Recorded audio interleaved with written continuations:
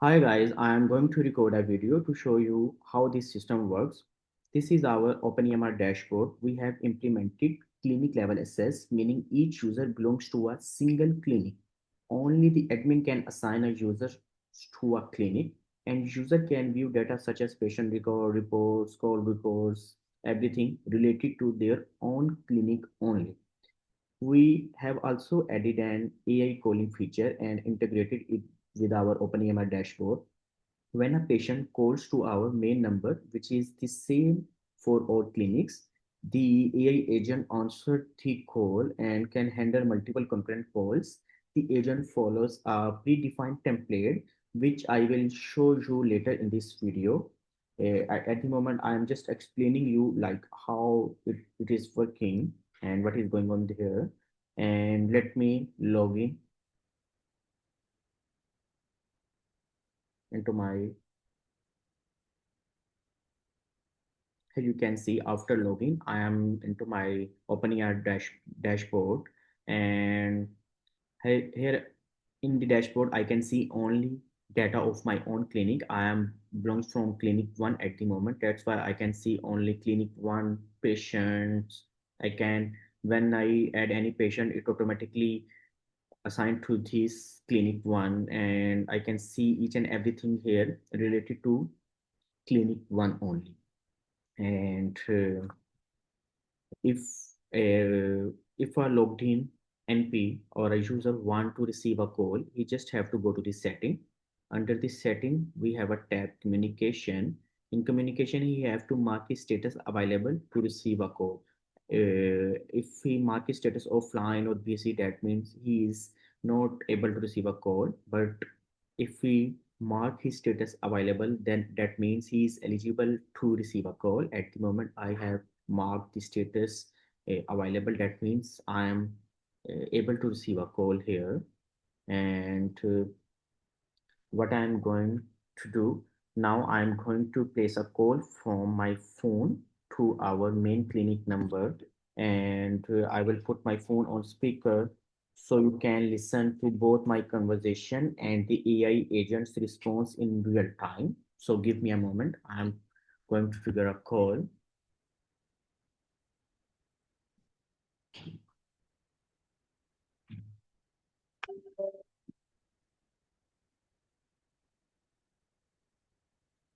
Hi there. I am your medical reception assistant.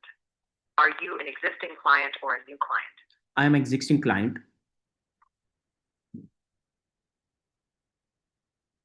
Thank you. I see you are calling from 17867852854. Would you like to use this number for your profile or provide a different one? Yes, it is my correct phone number. I found a profile. For security, please verify your date of birth. It's 7th October 2001. Verified. Could you please tell me the reason for your call today and any symptoms you are experiencing? I I have had a fever for the past 2 days and I am not feeling well. Thank you for letting me know. Could you also tell me if you have any other symptoms like a cough or body aches? No, my temperature is around 101 and I also have a body ashes and a mild headache. Those details. Just to clarify, have you noticed any difficulty breathing or chest pain? No, at the moment.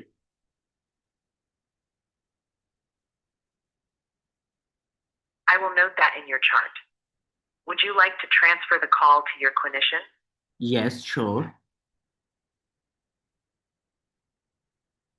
Please be advised that this call is being transferred to your clinician and may be recorded for quality and medical documentation purposes. If you stay on the line, you agree that this call may be recorded. Thank you. Please hold while we connect.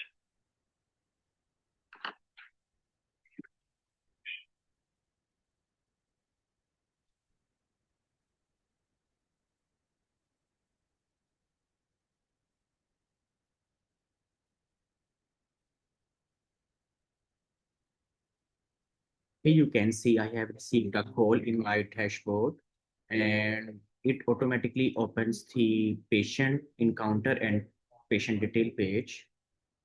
And let's start with the conversation. Hi, I understand you have had a fever for 2 days. Are you experiencing any cough, sore throat, or difficulty breathing? Hello, doctor. I have a slight sore throat, but no difficulty breathing. Okay, have you taken any medication so far? Yes, I took paracetamol tablet, which helps temporarily. Okay, understood. Based on your symptoms, this look like a viral infection. I recommend continuing paracetamol for fever, staying hydrated, and getting proper rest. I will prescribe basic fever medication and advise you to monitor your temperature. If symptoms worsen or last more than 3 to 4 days, please follow up or get lab tests done. Okay, thank you, doctor. Okay, You're welcome. Take care. Feel better soon. thank you. So here you can see we can mute and hang up the call, and we can change the microphone and speaker as well. Let me hang up the call. After the call end, it will take some time to create the prescription. After the call end, the system automatically starts generating soap notes. This usually take around 15 to 20 seconds, and but it may take longer depending upon the length of the call transcription. Once completed, AI automatically generates soap notes along with ACD-10 and CPD notes based on the conversation and save this data into the encounter with a pending status. So here you can see it.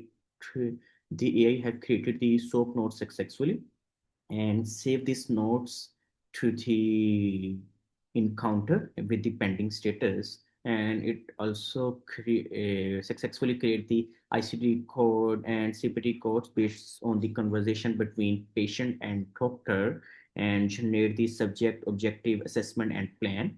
And you can edit from here as well. And this is our pending soap tab.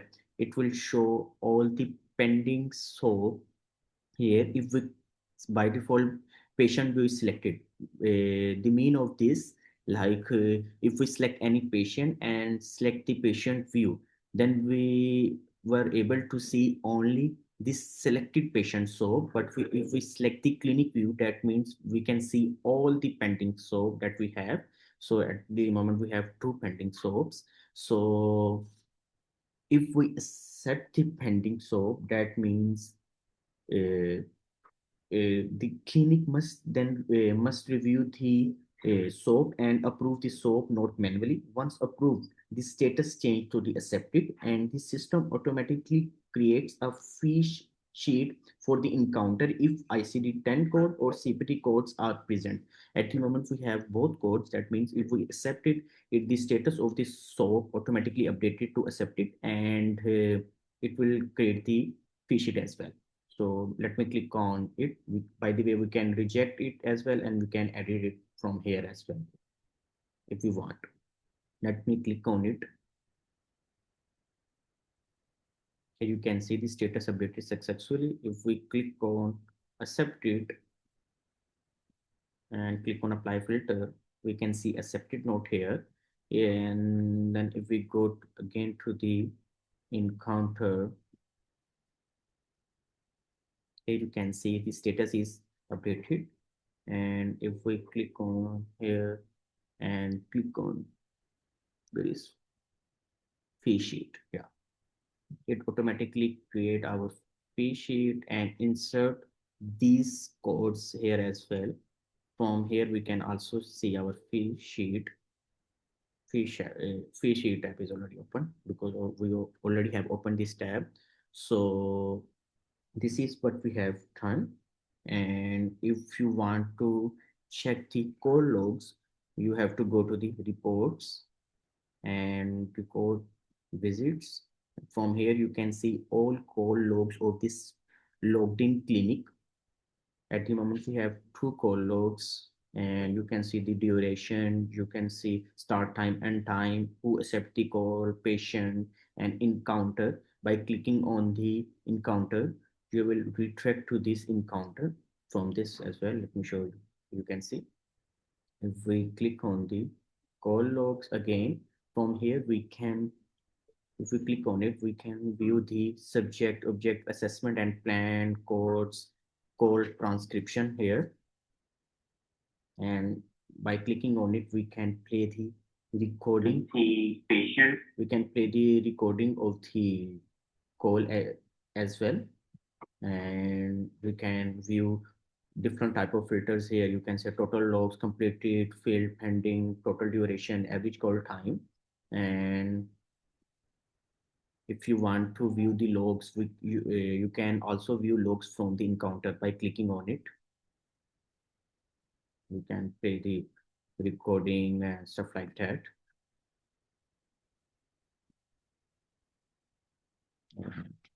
You can say this is, everything is there. I want to show you one more thing here. These things are related to the admin. Like if admin want to add user, from here he can add users, he can add multiple user. From here he can assign the provider type, and he can assign the facility, like from which clinic he belongs. And also I want to share what is the call routing logic is here. And